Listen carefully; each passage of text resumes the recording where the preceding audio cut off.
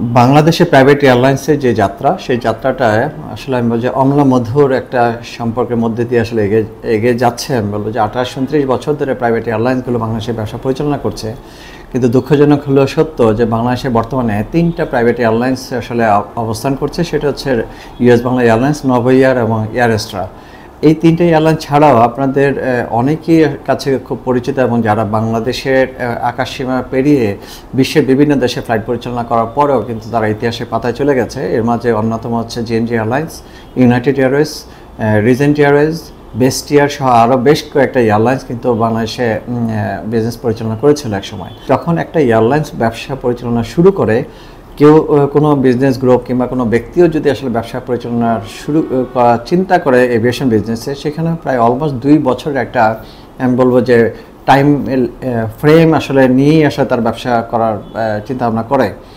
সেখানে একটা set airlines তারাও যদি আসলে ব্যবসা বন্ধ করে দিতে হয় কিংবা একটা নেগেটিভ অবস্থায় চলে যায়, সেখানেও প্রায় অলমোস্ট 2 বছর থেকেই বেশ কিছু সিমটম আসলে আমি বলবো যে সামনে চলে আসে।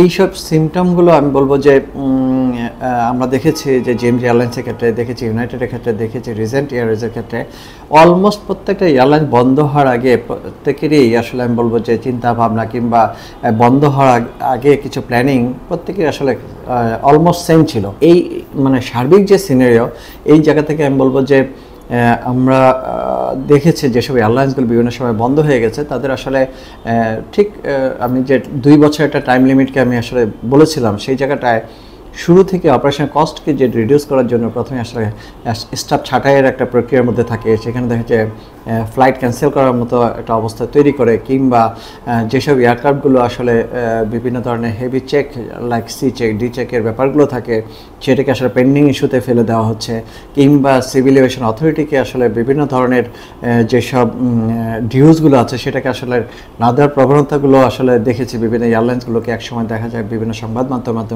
মাধ্যমে আমরা দেখেছি যে সিভিল এভিয়েশন থেকে বন্ধ হয় এয়ারলাইন্সগুলোর অনেক ডিউজ রয়ে গেছে। আমি বলবো যে প্রত্যেকটা জিনিসই আসলে এটা সিমটম হিসাবে কাজ করে।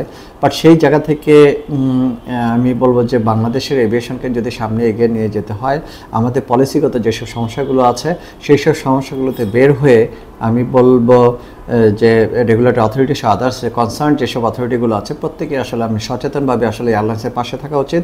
শুধু এয়ারলাইন্সকে বাঁচিয়ে রাখা না, এয়ারলাইন্স বেঁচে থাকলে বলবো যে overall tourism industry, hotel industry প্রত্যেকে আসলে লাভবান হবে। সর্বোপরি বাংলাদেশের জিডিপিতে আসলে কন্ট্রিবিউশনের সুযোগটা বেশি থাকবে।